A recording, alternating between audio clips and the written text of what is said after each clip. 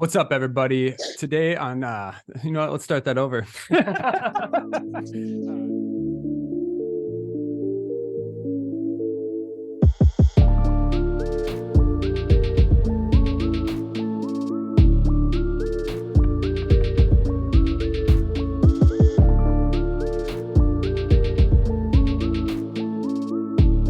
All right. So on today's episode of the Suited Kings podcast, we have Mr. Jeremy Robert Becker. Did I get it right? Is that your middle name?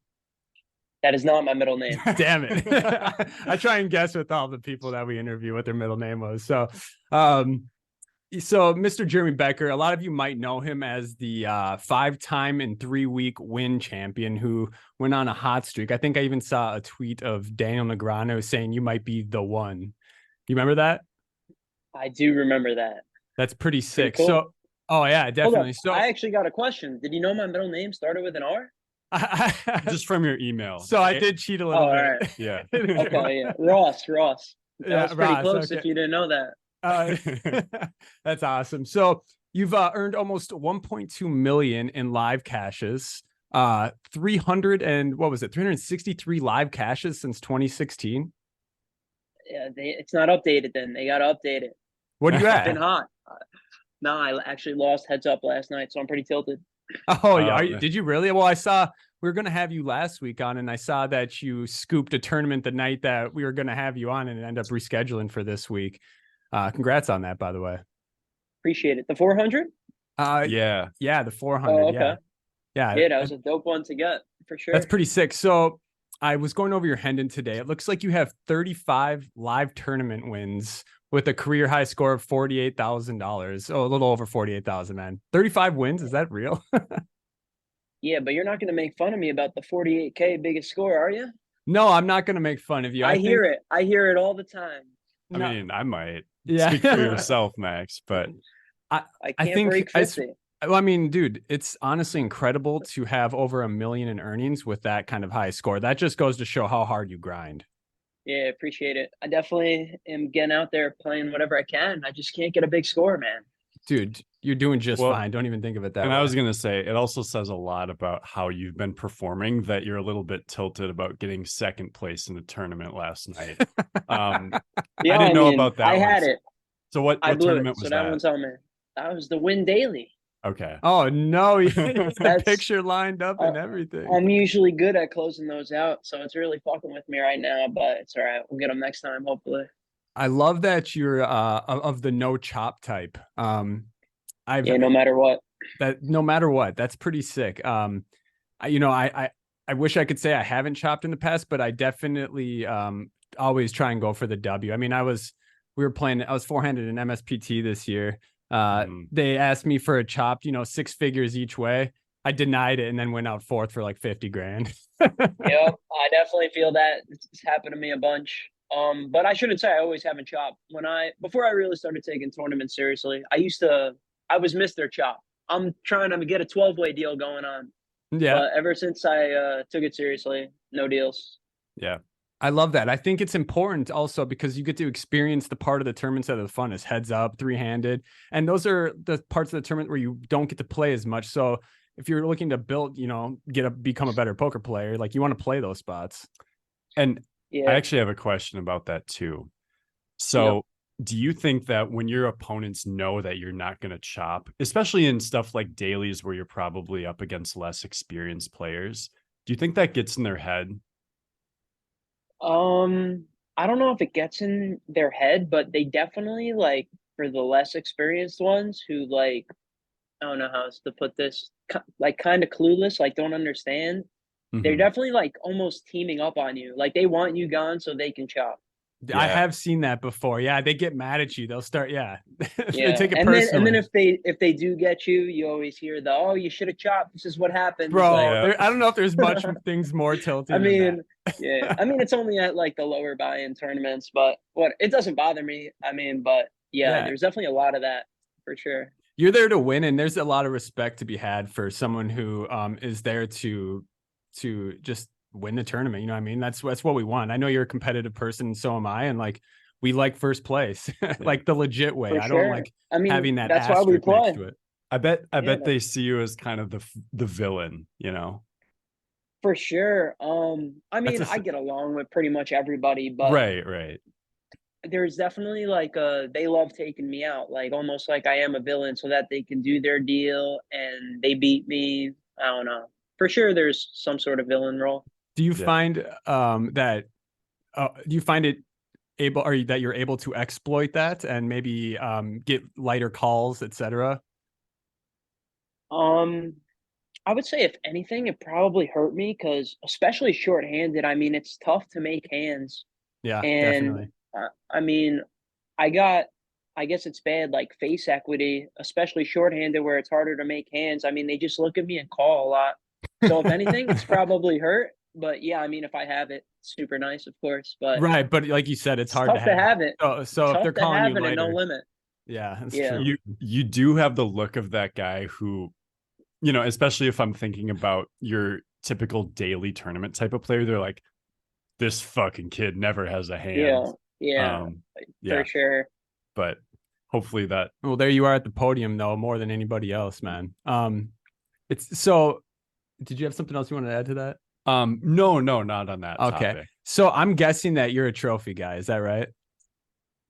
I mean, I have some trophies. I just won two super cool ones out here in Vegas, but I don't care about like the physical trophy. I mean, if you want to Mhm. buy a trophy off me right now, we can negotiate. It's all yours. But I like saying that I won the trophy, like I earned the trophy. But Yeah. I don't like have a. I mean, I got the few trophies I got spread out. Like I don't have like a trophy case or something. Okay. Like The you money's could far buy more them off important me to for you. sure. You're there to live off No, it. no, I would say winning the trophy is like number one most important, like Yeah. winning the tournament. Okay. But the physical trophy, it's whatever. Okay. Sure. I Yeah. actually do understand that. I mean, I don't typically chop, but I find all my trophies in the closet. So I do love Yeah, I getting them though. I mean, love the hardware. yeah, I Um, don't have them like showcased or nothing. Okay, nice. I saw you got one of those sweet Venetian. What is it? A lion? Is that Yeah, what the it is? Lion one is massive. And what's crazy, actually, let me call it the Venetian real quick. They don't give you a box for that thing. oh So wow. like the win, you get a box, you could just walk out with it. I'm walking around with this lion. I went to Chipotle after I won that one, and I'm standing on the line, and everyone's looking at me like, "Come on, You're like, Venetian, damn right, get damn boxes. right. You gotta get." I mean, yeah, I guess, but come on, get boxes. Yeah. Dude, that's super cool. I know you won one of the. How many win trophies do you have? Just one? Just one, yeah. Okay. Well, I know you've The won an infinite amount of win tournaments, but just one trophy event. You know what I always thought would be really cool is if instead of the strip doing like, the lion for the Venetian or it's, all these different ones, if they had each building had it like the win, so you could have the strip of trophies. You Yeah, see what I'm that'd be saying? dope. Yeah. But there's only like that really have tournaments: Venetian, Win, and I guess Aria. But Aria is super rare. Today I'm actually headed to Aria. Poker Go's having something, but it's really just Win and Venetian. It's not like you can Okay. win Those are trophies all over. okay. You Are we know, going to be able to see you on stream? I don't think it's being streamed, but it. I don't. If anything, it's just the final table, but I don't Yeah. think it's being streamed. Okay. Well, definitely keep us posted. Yeah, for sure. Actually, to transition a bit, I'm just curious, how many tournaments do you play per month? And do you play online at all, or is it just live? So I've always played zero online. The only time I've ever played anything online was I took like a 2 week break when I was living in Florida from live, just like I don't know, I didn't want to play. I started playing these hyper turbos, the single table hypers on Hmm. ACR for like 2 weeks. I played it and I think I like broke even, maybe one small, but I've never played online at all, really. That was just the not only Cool. online just experience. not hungry for it. It just doesn't click like live does. I just like playing live. Part of me moving out to Vegas was I wanted to get into online and play on WSOP and play these bracelet events and stuff, and I just haven't. I mean, I left my laptop in Florida. Like, I don't even have a computer out here. That's So pretty if I sick. ever get one, I'll play online. But You, yeah, you, I you got just one in your hand never right been into now. it. I got my phone. Yeah, So right. yeah, I No, guess that's what I I mean. could, That's but yeah. That's all you need I don't nowadays, pretty know. much. I just always play live. Like I wake up every day wanting to play. And for what'd you ask? How many tournaments a month? Yeah. Yeah. I would say I take one day off every 2 weeks would be my guess. Yeah. My man's about it. So yeah, I mean, I love playing. So let's say I'm playing 28 days in a month or something.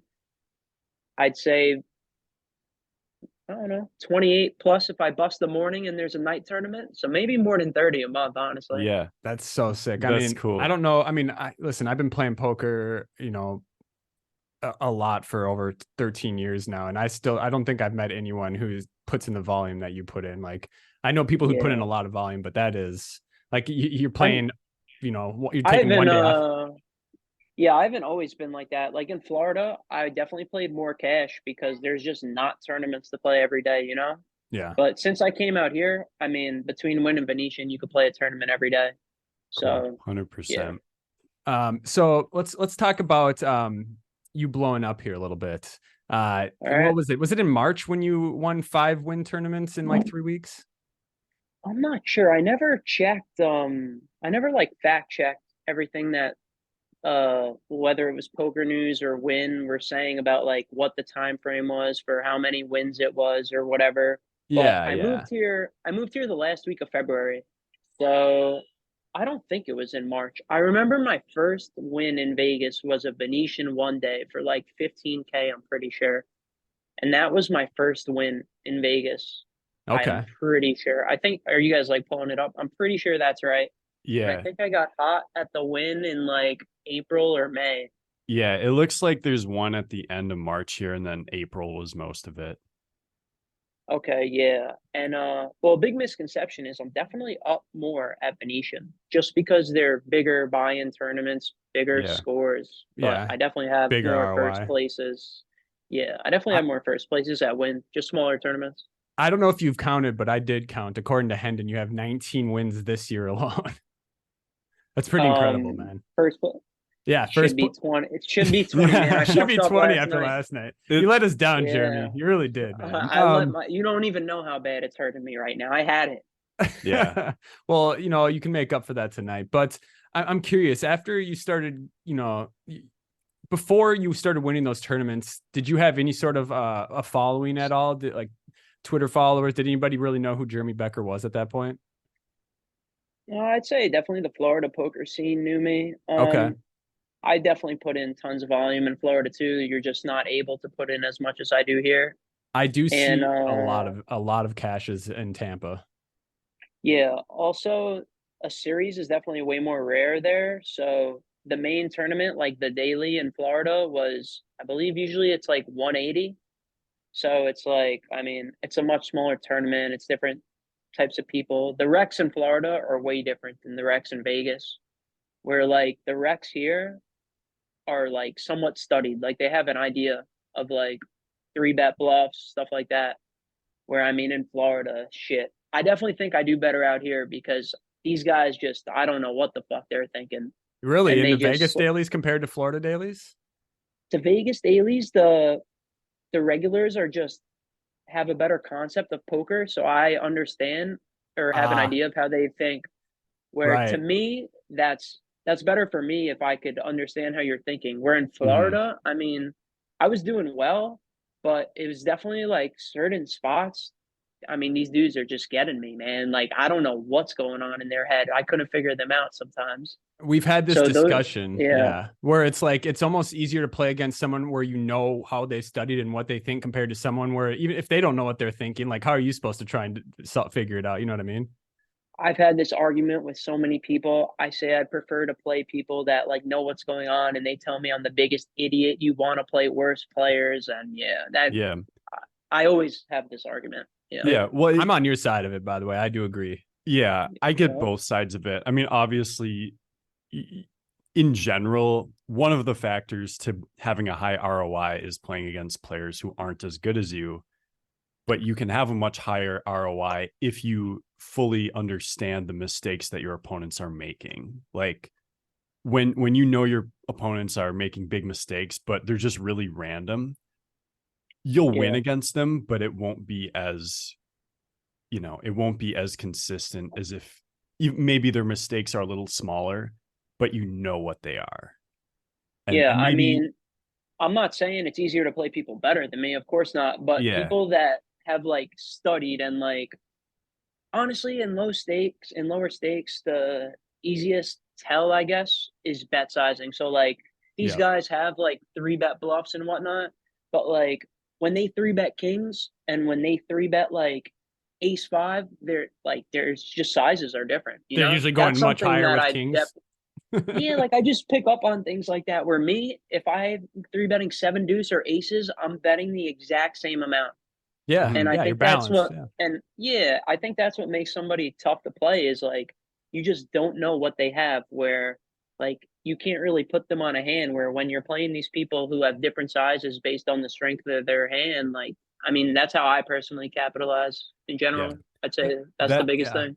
I that would agree. actually, so I was going to bring this up later, but that's a good transition into really, I think it was the only hand you and I played against each other.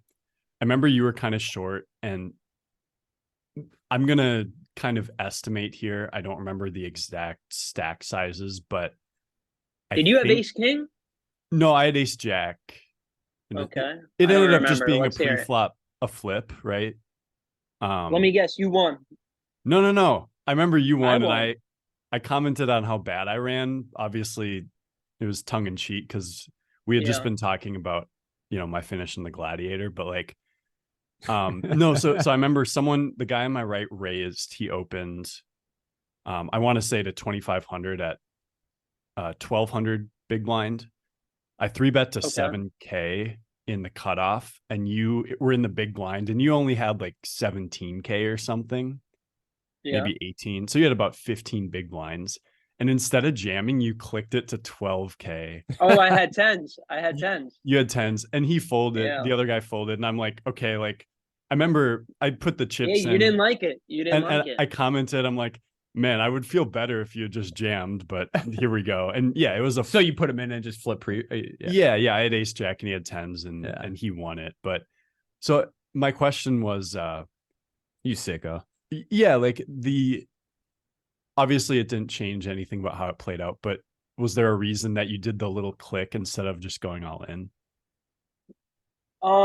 I guess I probably figured that you're 3-betting way worse hands than tens, and I feel like you just have to fucking put in some money if I basically min you, right? I don't really remember, but I know you just had a big score, and it's like tens feels really good here. Where Yeah. like some people would be like, "Oh my god, I have tens. Like, let me fold out his ace X or whatever." Yeah, Like, you can't Yeah. fucking play. You can't be scared of. Yeah. You have to try to get it in as a favorite, and like hopefully you hold. You can't be Yeah. scared of losing the hand. Okay. Very well That's put. really interesting to hear, because my perception was almost the opposite, where like against the stack that you had, I was committed with anything that I had, I think. Also, I like it like gives me my own comedy. Like I'm just fucking around. Whether I jam or Yeah. do that, you're probably going with it. But I'm like laughing to myself, like, oh, he can't fold here. Like, I don't know. I Yeah. didn't hear about this hand before. This is fun. Yeah. Well, and it ended up just being a flip, and Yeah. didn't really, yeah, whatever. But you beat Wes in a flip. That's really hard to do. I figured I lost because I tell people, well, not people, I tell my close friends that like I'm bad at flipping. So I figured that I lost this hand, but now I remember it. Yeah. yeah, Uh, I tell people I'm good at flips. you were like 20% at most. Yeah. It was my lucky day. Actually, it Um, wasn't. I remember Jeff Platt got me in that one. yeah. So yeah, anyways, my point being is my thought was you had, when I saw your hand, I'm like, oh, maybe he did that because it looks so ridiculously strong, and he thought that I might That you fold might out. fold equity. Yeah. Yeah, but I mean, I know you know what you're doing. Like, you're not actually gonna fold like for that Right. price. But Yeah. yeah, for sure, Yeah. it probably does look like two aces a lot. Yeah. Jeremy, let's move on here a little bit. I want to talk about outside of poker a little bit, or well, not talking about poker still, but like moving back in time. How did you find poker? Like, when did you find out you were in love with it, and what did that look like? So me and my group of friends in high school were super degen. We'd gamble on literally anything. I mean, you name it, like we're betting on it. Stuff that like you would think someone really has like a something wrong in their head to bet on. Like My we were kind of doing people, it. honestly. Yeah, that's what I was like in high school. And I'm from New York. I went to college in Florida, 10 minutes from the Hard Rock, and you got to be 21 to gamble in the casino in every game but poker. You only have to be 18 to play poker. What? That's So strange. yeah, I guess it's because you're playing against people rather than the casino. I don't know. Okay. Okay. So yeah, I mean, I'd go to the casino. I remember the first time me and my group of friends in college went. We're talking about how we're gonna play blackjack. We're gonna take them for all they got. I'm sure we're only going with like a couple $100 each, Yeah, whatever yeah, it yeah. was. And we couldn't Big play dreams. anything. We couldn't play anything, and someone's like, "You could go to the poker room." And yeah, I mean, it was really my only option to get my fix at a casino. I mean, I could bet with my friends and do whatever in college, but like being at the casino, I mean, like, let's go. You Did know, you have you just get experience at that excited. point at all? Never played poker in my life. Really? I probably gambled on everything there is to gamble on except poker growing up. Okay. I And just, how do where you I remember was how you did? from, oh, we started at a 1-1 no limit, $100 max, $40 min, and I think I lost every day for a couple months. Oh, okay. Hey, that's how you cut your chops though, man. And then Like you started if I falling in love had with it? deuce three suited, it's in. Like run it. Okay. Yeah, yeah, yeah. I And remember yeah, I those days, just man. I used to play bar poker. I had no theory concepts at all. It was just like, all right, well, this hand looks pretty. I'm gonna put my chips in the middle. Like, I had no clue. I remember someone was trying to explain to me like position, and I was like just thinking to myself, like, what an idiot. Like we both get two cards and the board comes. Like, what is position? What is it? Like, what is this guy talking about? So yeah, I remember I was a caddy in high school. That was like the only job that was my last job I ever had. are you a You know what that golfer? is? Yeah. I used to golf. My background's basketball, but I used to golf also. Okay. So I was a caddy, super good money for a kid in high school, about as Mhm. good as you could get. That's a sweet So gig. I saved up all this money, yeah, for sure, that I didn't lose gambling with my friends, and pretty much was losing it all playing this 1-1.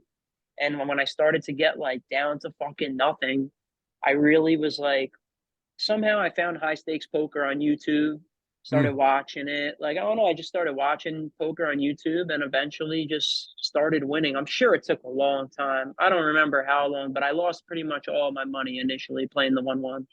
A couple questions to follow that up. Who were some of the people that were influencing you at that time? And then how did you make the transition to tournament poker?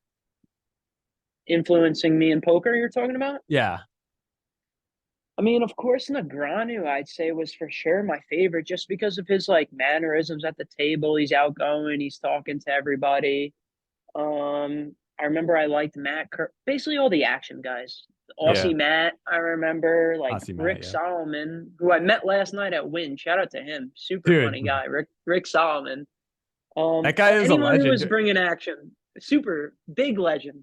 Yeah, I remember here. I saw a clip of him telling a story about how they were like doing cocaine and playing for millions at a home game. I literally watched it yesterday.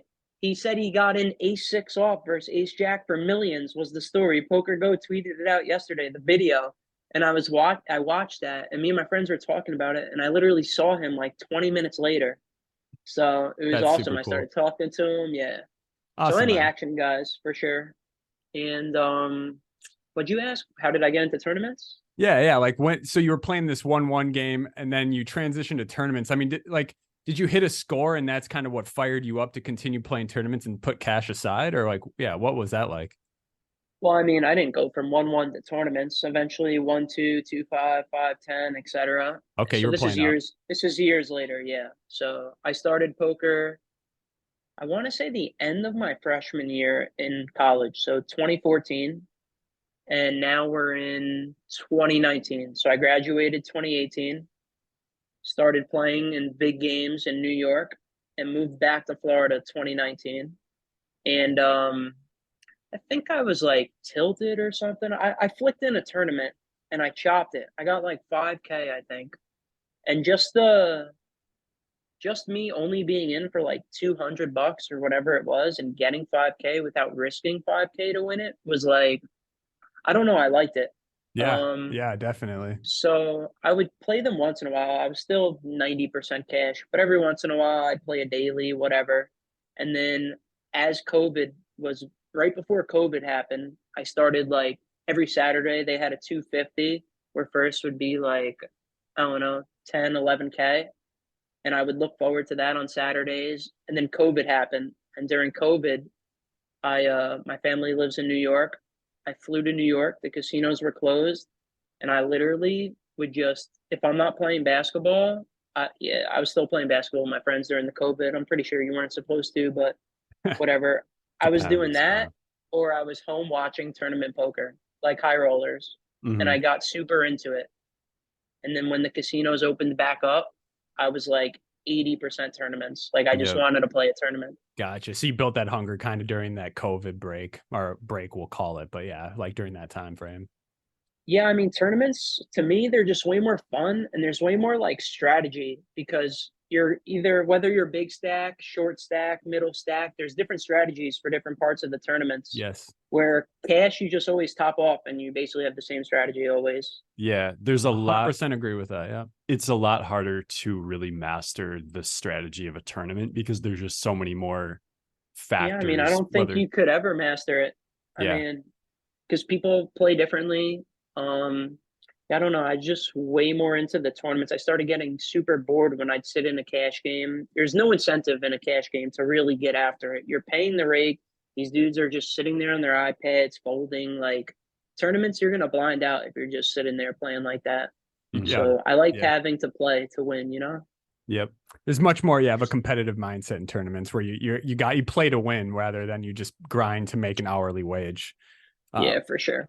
Yeah. So two things. So that we were looking at your Hendon mob, obviously, and it looks like 2021 is really when your earnings in tournaments started spiking, which is kind of what you were just talking about. Right after COVID is when you really got into tournaments. Yeah.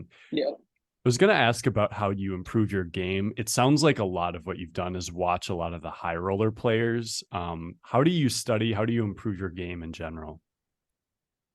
I would definitely say the GG Super Millions final table on YouTube. You guys ever see that? I have watched it. Yeah, where they have all the hole cards up, right? I would say for sure that studying tool has helped me personally the most. Just watching how those are the best players in the world, and watching how they play final tables, what hands they're taking, etc. Like that's for sure helped me the most. I would say, have you ever heard of Inside the Mind of a Pro? No, I've not heard of that. I've heard of it, but I don't think I've watched it. It's on YouTube. It's the Winamax guys. So Adrian Mateos, João Vieira, there's a camera on them at the World Series, and they're playing pots, and you know their cards, you know the board, and they explain I use the English subtitles. They explain their thought process throughout all the hands that they're playing. What's that called? Inside the Mind of a Pro? Yeah, it's on YouTube. Adrian Mateos is an absolute crusher. I actually played with him a ton a couple weeks ago during the Poker Masters, and I think he's the fucking best. He's an animal. He's just always making the right decision. Yeah, he definitely is. And you see him at deep and everything. Off topic, very briefly, another Winamax Pro that I think is absolutely legendary is Davide Katai. I probably missed. I watched his season too. They have him. All their pros they have seasons of on this Inside the Mind of a Pro. They have a 16. I think I literally watched Mateos, Katai, Vieira, and Mustafa Kanet. I watched 4 of them. And I mean, just seeing how they think about the game, you know, and those help me. Poker Go final tables, Trident final tables. I'm not on a solver. I like watching the best players in the world, seeing how they play.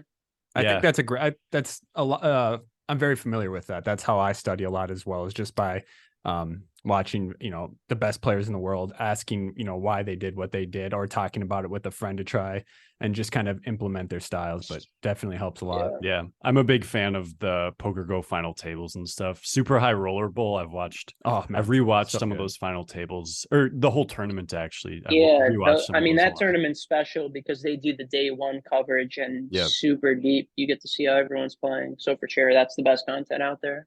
Yeah. And so I know you had just alluded to this. You don't use solvers. You haven't even. Never in my life. Yeah. I mean, I definitely have an idea of I know ranges. I know certain hands you want to call with in certain spots based on the board, all that. But I personally have never used one. Yes. And I don't even sometimes, have a computer. yeah, that's awesome. Go ahead. Yeah. Yeah. And I think sometimes it can be better to, listen to the people who have studied the solvers and then listen to the conclusions, the overall conclusions they come to, and you can really implement the strategy a little more efficiently than just getting in there by yourself. Because a lot of what it is not like you're not trying to mimic a solver. You just want to figure out why it says the things it says. And yeah, so don't memorize it, but try and make sense of it, and then don't follow it, but use it to your advantage. I think another thing that to go in hand with what you were saying, Jeremy, is that like you might not study solvers, but I bet you a lot of the way you play is GTO. I mean, obviously not all of it, but a lot of the people you watch and learn from do study it. Yes. And if you're implementing those moves, Yeah, essentially for sure. you're getting that style into your play naturally through that way. Yeah, I mean, I used to when I was like I'm really starting to watch like less and less poker, and I think that's bad for me. Like I need to continue watching, but what I used to do when I was really into it was I would pause it. Like I would pause during hands and be like, "All right, I think he's gonna bet this amount." And I mean, I was nailing it a lot. Like I know I've never looked at the solver myself, but I definitely have a general idea just from watching these guys that I'm sure look at it every day. It's intuitive to you now. Do you feel like Yeah. playing dailies with a lot of these, we'll call them fish, you know what they are. Do you feel like that? Hey, there's some killers in there, man. Oh, I mean, for example, yourself, right?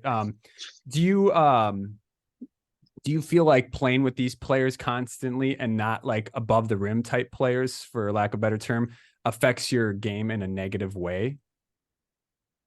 Do you find yourself limping more? I've definitely heard that. Well, I mean, I'm not playing like them, but I've definitely heard the argument that it's getting me worse. And there was a little time where I almost started to think like, you know what, maybe this is fucking me up for like the bigger like the main events like for WPTs and shit. Like maybe I should stop playing these dailies. But no, I mean, how could playing make you worse? You just as long as you don't like play down to your competition and like really fuck around, like you just do what you know. And I would say you definitely have to exploit way more in these like daily tournaments. Yeah. So exactly. Yeah. I don't think I don't think playing can hurt you. Okay. Like so as long as you take it seriously and not just fuck around in it, it can't hurt you. And recognize it. Exactly. What do you think, going back to the solver stuff, what do you think if you see a player who you can tell studies solvers a lot, what do you think is a mistake that players like that will make too frequently? That's a tough question. Wait, what mistake are the people that are looking at solvers make? Yeah. So someone who you can tell is leaning very much into studying solvers, but is still like playing, not like one of the best players in the world but like someone who's playing in who you play against, who you can tell they use the solver a lot, but they're not like, extremely, or maybe someone who plays a ton online when they play in a win daily. Honestly, the online guys are my favorite that just play online. Yeah. That they're just, in my opinion, my experience in the lower buy-ins, the people that are mainly online just do not get after it enough at all. Mm-hmm. And they're always short deep in a tournament, and they're just like, I don't know, you got to have big balls in these live tournaments. You got to steal pots that you're not supposed to win. Mm-hmm. But to your question, I think that what was I going to say? Oh yeah, they're probably just not deviating enough.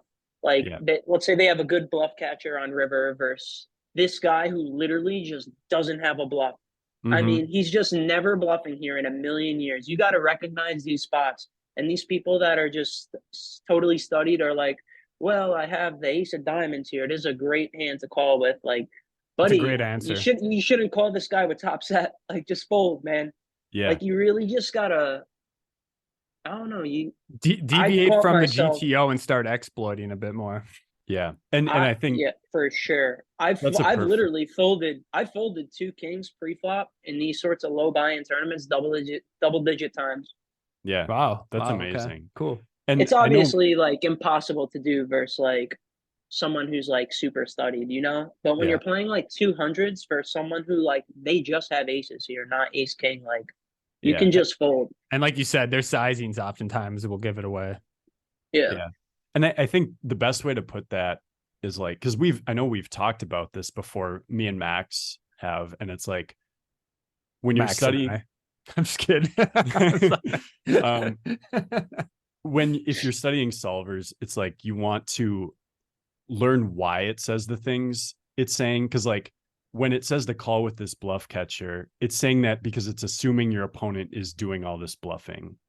And you, even though you haven't studied a solver, you probably know that, but you know that your opponent is not going to be bluffing like the solver wants to. And so you're like, I can I fold mean, this. in live poker, the average recreational is just not bluffing enough. Like that's just a fact. Mm-hmm. So I mean, yeah, you're just what was I gonna say?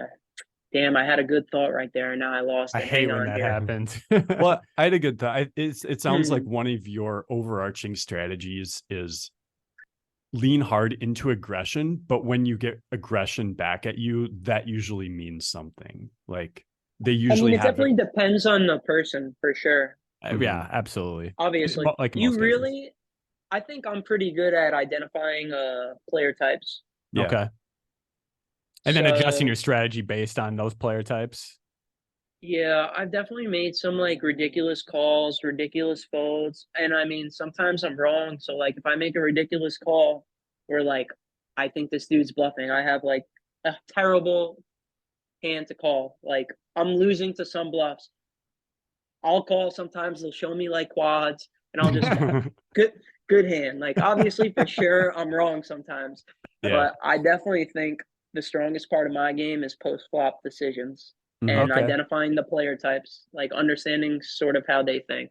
I think that's important because I feel like most amateurs are that's where they're the weakest. You know, I mean, they know post or pre-flop a little bit, but post-flop, it's you'll see them overplay a lot of hands or underplay strong hands. Like there's just it also seemed like a lot of amateurs seem to like trap strong hands live for some reason. It's kind of strange.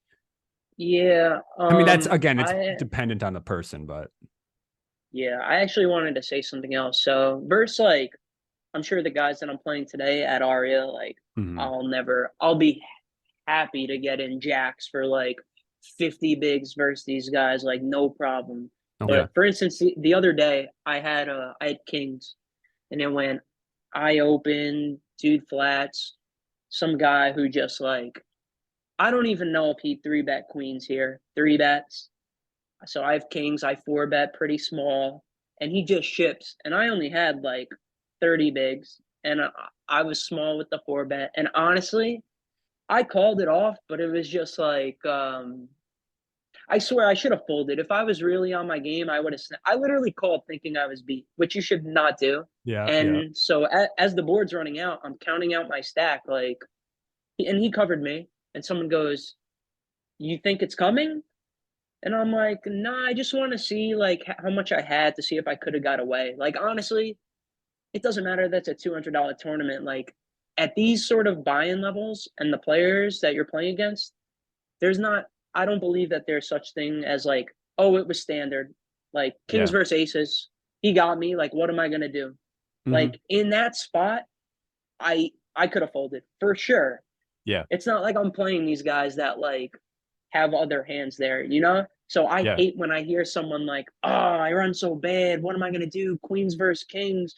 Like, buddy, I'm sure you could have got away the way that it was played.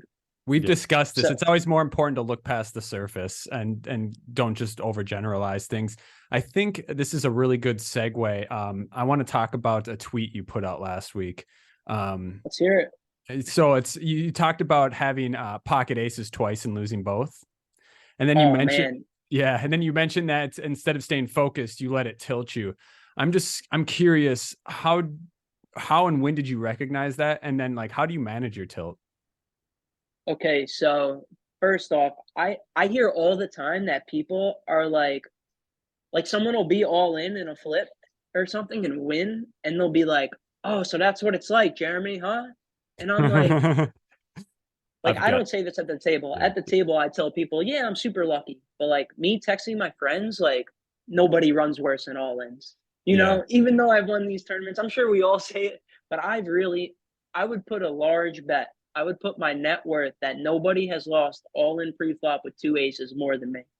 You'll never hear me say this to people like at the tables talking about Right. me running bad, but I believe that's the truth. So these people think that like I'm so lucky and yeah, so the aces, I lose with aces all the time, whatever. But it doesn't get to me. Like I just smile, I say how much is it, and I pay them. And Yeah. that specific day, I remember I'm just like in my own head. I'm sitting there like I'm good energy. I'll never get mad at a dealer or something. I caught myself with like 10 left in that tournament after I got fucked the second time, like talking to myself, like I'm like, they're fucking stealing it from me. This is bullshit. Like, and when I caught that, I knew Mhm. I had no chance. I'm like, I have no chance today because what am I gonna do? All I'm gonna do is fuck it up now more. I'm just Yeah. like digging a deeper hole. It's fucking with my head. And right then, I swear I should have just left and let them blind me out. I probably would have laddered a couple times because I'm like pissed. I'm like You mad knew at you the were world. doomed at that point. I'm Like like feeling sorry for myself. Like, what do I have? Like, I chose this life. What do I have to feel sorry about? For Like, sure. I'm playing a game. it's so hard to get out of that mindset when it's in the moment too. It's easier, obviously, in hindsight when you get home and you think about it. And you obviously took the time to put out that tweet, which I respect a lot. It's important to recognize when you get that way because that's how you are able to catch it in the future and potentially take yourself out of it. Yeah. Well, and Yeah, I I mean, think well, there you go. oh yeah, I just think that's the fact that you thought about that and you're like, I know I'm in a bad mindset now, and like I chose this life.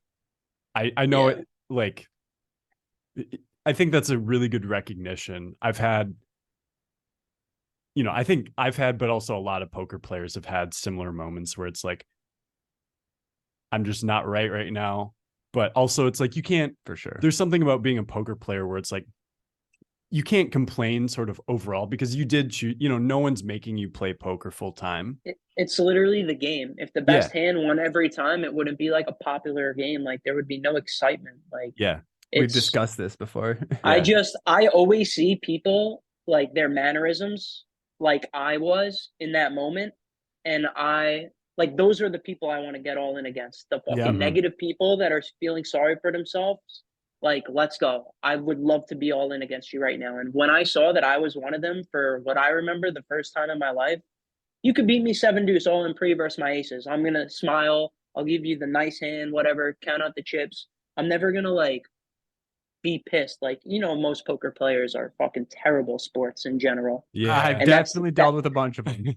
that's never been me. And I wouldn't say I was a terrible sport that day, but just like the second time that I lost with those aces, I was just like, I don't know, just my mindset was off. I Yeah. knew I just wasn't gonna win.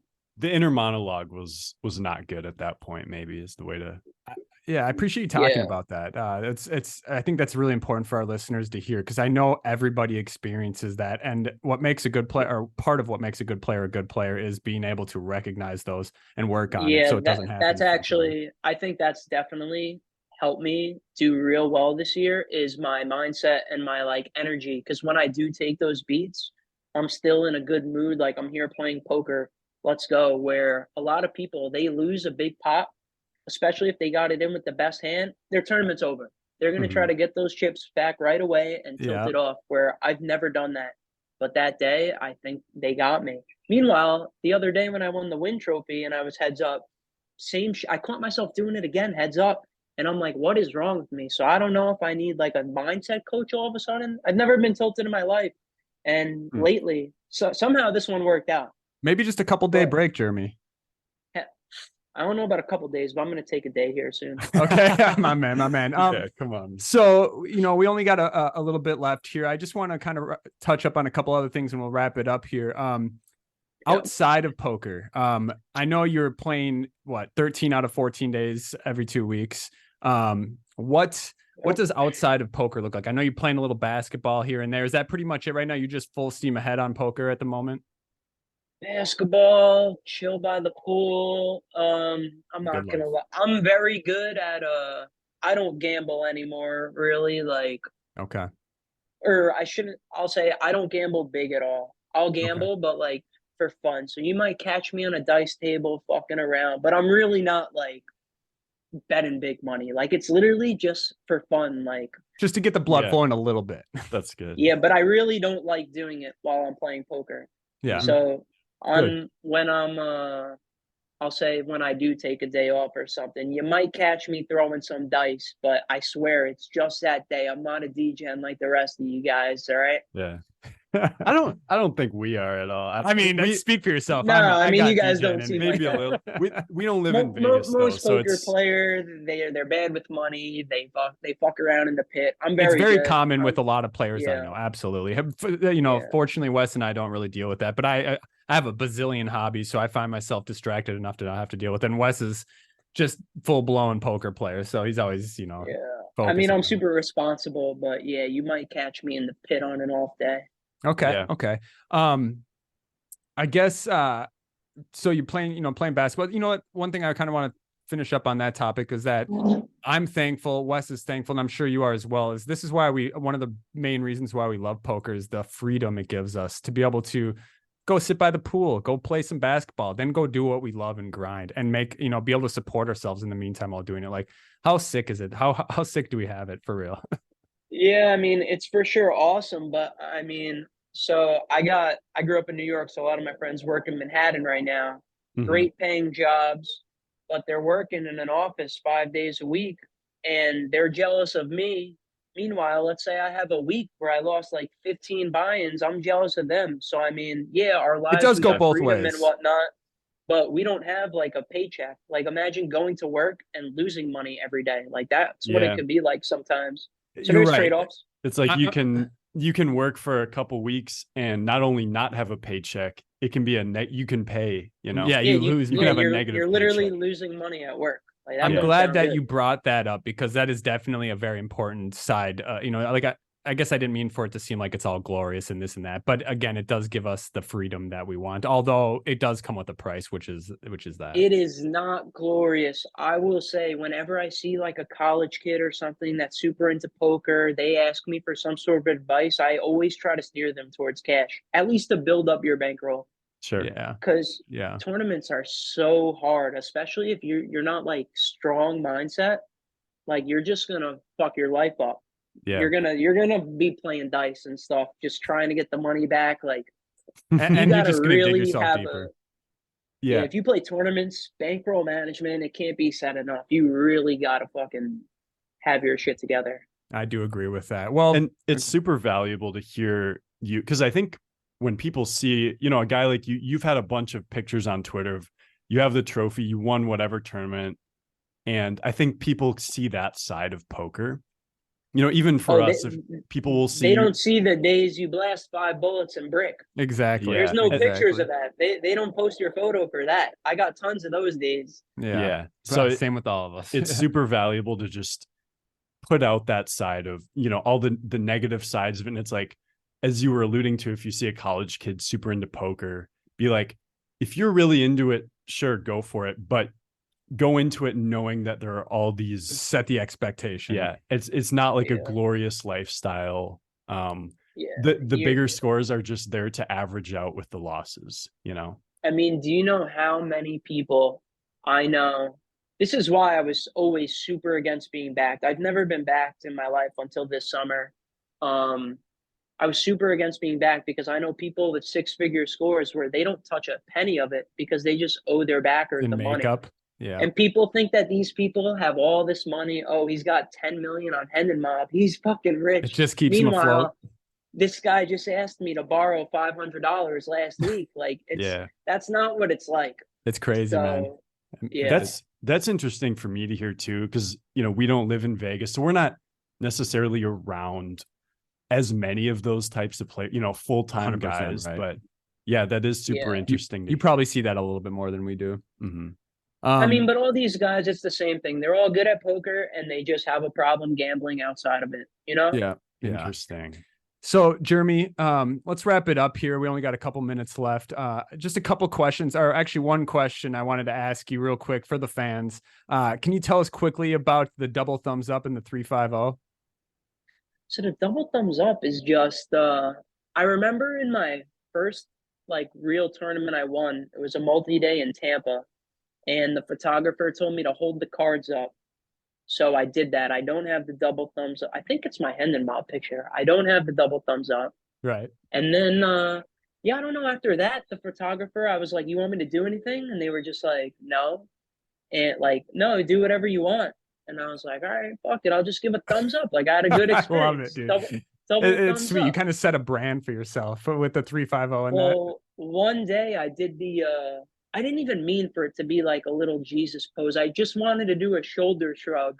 I switched it up one day and I got some backlash on Twitter saying like, does he think he's God or something? Like whatever. So I don't think we could go back to that one. But yeah, I mean, just the two thumbs up, I guess that's like kind of my new thing. I don't know, just great experience. Two thumbs up. And then what about the 350?